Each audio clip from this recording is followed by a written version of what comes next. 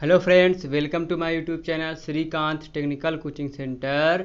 YouTube channel s.k.t.c.c में आपका स्वागत है। जैसा कि आप लोग कंटिन्यू स्टडी कर रहे होंगे हमारे चैनल से, और आप लोगों को मैंने कल क्लास 10th की फिजिक्स का वीडियो अपलोड किया था, तो आप लोगों ने देखा भी, पढ़ा भी, नोट्स भी बनाए होंगे। तो आज मैं उसके आगे आप लोगों को पढ़ाने जा रहा हूं, और बुक भी मैंने आपको दिखा दी है, कल भी दिखाई थी। तो ये वाली बुक आपको परचेज कर लेना है, ठीक है। तो आप लोगों को दिखाते हैं आगे। और कुछ हमने बताए थे, कुछ पॉइंट्स और कुछ थ्योरी भी बताई थी, तो वो आप लोगों ने पढ़ी होगी अच्छे से। नहीं पढ़ी होगी तो आप लोग रिवाइज कर लीजिएगा एक बार फिर से, और ज़्यादा से ज़्यादा रिवाइज कीजिएगा। फिर मैं आपको आगे बताने जा रहा हूँ, तो आप लोग देखिएगा कि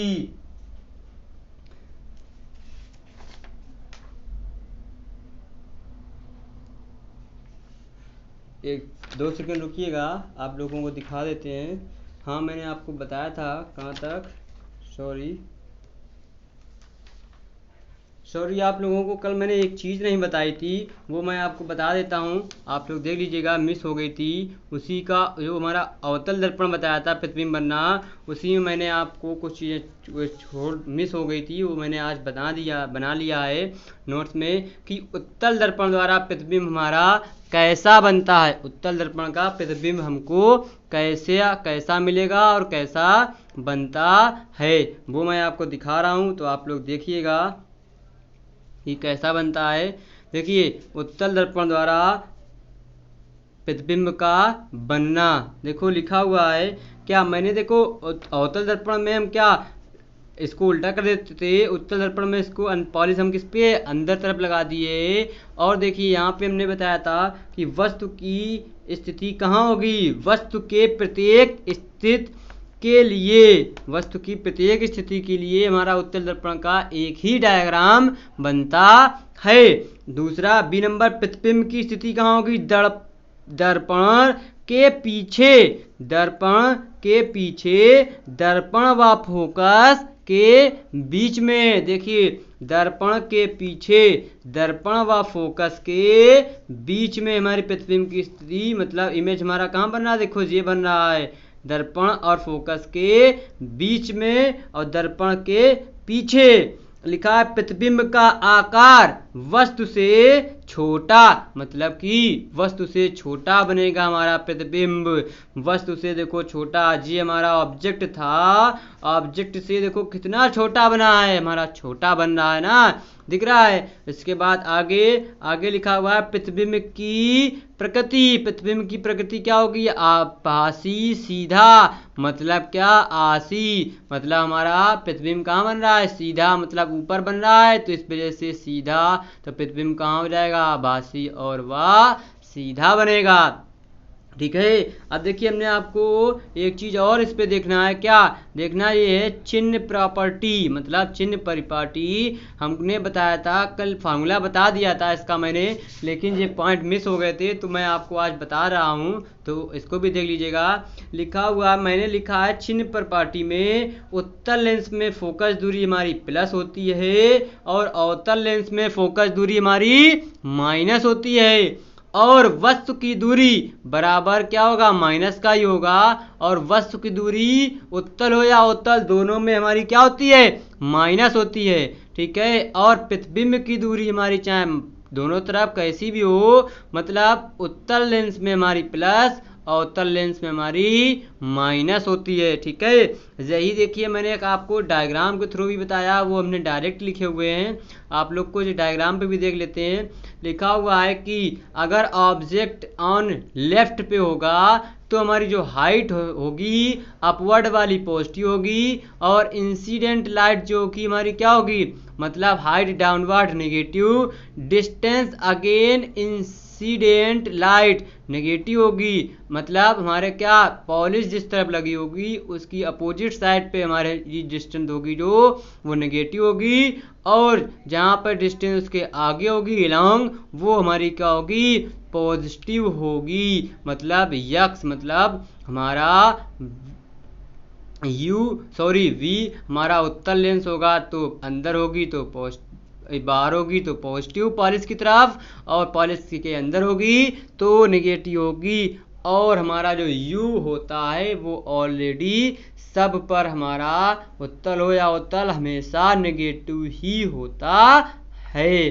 ठीक है, तो ये आपको आपके की पॉइंट्स रह गए थे तो मैंने आपको बता दिए हैं, तो आप लोग अच्छे से पढ़ लीजिएगा। कल मैंने आपको बताया था कि मैं आपको रेखीय आवर्धन पढ़ाऊंगा, तो रेखीय आवर्धन के बारे में आपको बताते हैं। आप लोग पहले डिफिनीशन देखिए, लिखा हुआ है रेखीय आवर्धन लीनियर मैग्निफिकेशन, मतलब क्या, प्रतिबिंब की लंबाई मतलब इमेज की लेंथ जो होगी, लेंथ ऑफ इमेज, तथा वस्तु की लंबाई लेंथ ऑफ ऑब्जेक्ट के अनुपात को रेखीय आवर्धन कहते हैं। इसे m से भी प्रदर्शित करते हैं, जबकि दोनों लंबाइयां मुख्य अक्ष के लंबवत नापी गई हैं। जैसे कि अब देखिए हमने डायग्राम भी बनाया है, ऑब्जेक्ट रखा हुआ है और इस पे उत्तल लेंस बनाया हुआ है हमने, ठीक है, और इसके साथ साथ पॉलिश मैंने अंदर तरफ लगाई हुई है, ठीक है, अवतल लेंस में। और हमने जो फोकस और वक्रता केंद्र के बीच में इमेज बन रही है वो हमारी कहाँ बन रही है, हमारी वास्तविक व उल्टी बन रही है। और इस पे हमारा प्रतिबिंब जो यहाँ जो है, जो देखिए माना आई बराबर -y2, जो हमारी आई दिया हुआ है, आई डैश जो दिया है, इसकी लेंथ हमारी ऊंचाई कितनी है, y2 है। ओ डैश दिया है, ये कौन है, y1 है। अब देखिए ये हमारा एक यहाँ से ट्रायंगल बनेगा, यहाँ से, और एक देखिए ये छोटा सा यहाँ पर बनेगा, लेकिन छोटा हो या बड़ा सिमिलर ट्रायंगल की प्रॉपर्टी यहाँ पर लगानी है। ठीक है, अब देखिए पी आई जो दिया हुआ है हमारा, P से I दिया हुआ है, ये हमारी कौन सी दूरी है, -v है, क्योंकि हमारा उत्तल लेंस दिया हुआ है, इस अवतल लेंस। और PO जो दिया है वो भी हमारा नेगेटिव दिया है, PCO जी हमारी यहाँ से यहाँ तक डिस्टेंस दी हुई है।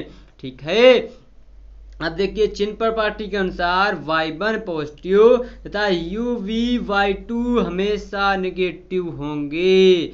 अब देखिए हमने सिमिलर ट्रायंगल लगा दिया, इसकी साइड बटे इसकी साइड, मतलब इसका हमारा जो लंब दूसरे वाले ट्रायंगल के लंब के बटे में बराबर इसकी हमारी दूरी बराबर इसकी हमारी दूरी, तो ये हमारा हो जाएगा -v अपान माइनस का u, तो y प्लस माइनस कट गए, लेकिन ये माइनस में था, इस वजह से y2 upon y1 equal to में -v अपान u, m बराबर y2 अपान y1 बराबर -v अपान u। उत्तल अवतल बोथ में हमारा सेम फार्मूला लगेगा, या उत्तल हो या अवतल दर्पण हो, हमारा जो रेखीय आवर्धन का फार्मूला होता है वो दोनों में समान रहता है।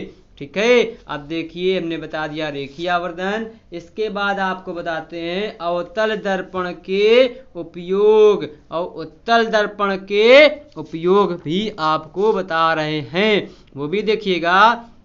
लिखा हुआ है अवतल दर्पण कहाँ होता है, दाढ़ी बनाने में, जो हम लोग हेयर सैलून्स वगैरह में जाते हैं, वहाँ पे जो दर्पण या मिरर लगे हुए होते हैं वो किस काम आते हैं, वहाँ के दर्पण जो होते हैं दाढ़ी बनाने के उपयोग में आते हैं। और वो दर्पण कौन सा होता है, अवतल दर्पण होता है। ठीक है, ये समझ में आ गया पहला पॉइंट।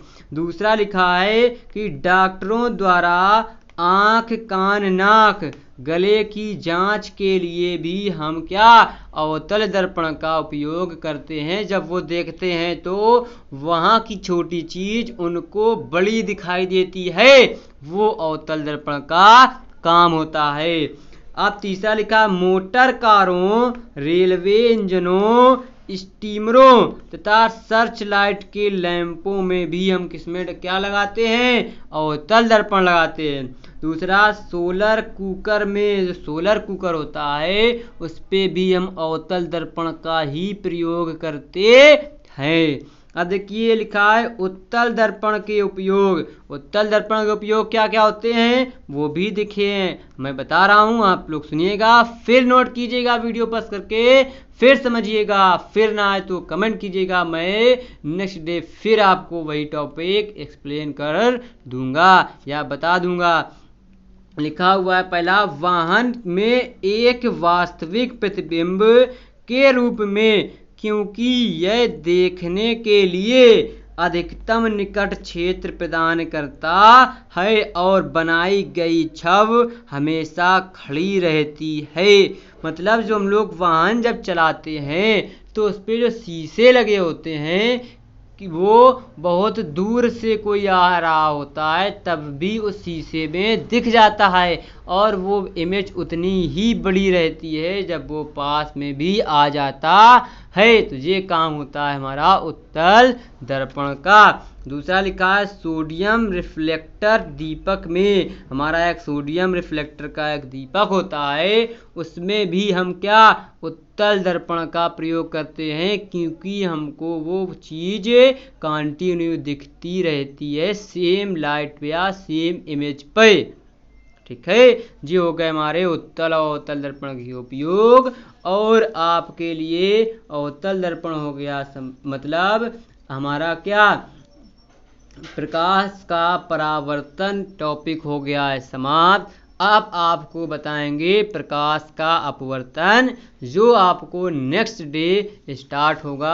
आप लोग भी तैयारी करके आइएगा और अच्छे से पढ़िएगा, फिर मैं आपको बताऊंगा, आप लोग उससे सीखिएगा, समझिएगा और ज़्यादा से ज़्यादा लोगों को आप लोग शेयर कीजिए, सब्सक्राइब कीजिए और लाइक कीजिए और सभी को बताइए कि यूट्यूब पर s.k.t.c चैनल पर फ्री क्लासेस चल रही हैं, वो भी स्टैंडर्ड बुक के साथ में, एनसीईआरटी पैटर्न के साथ में भी। ठीक है, तब तक के लिए आप लोग को हम देते हैं, बुक दिखा देते हैं, आप लोग दिखा दीजिएगा सभी को और अच्छे से आप लोग भी देख लीजिए। तब तक के लिए बाय बाय।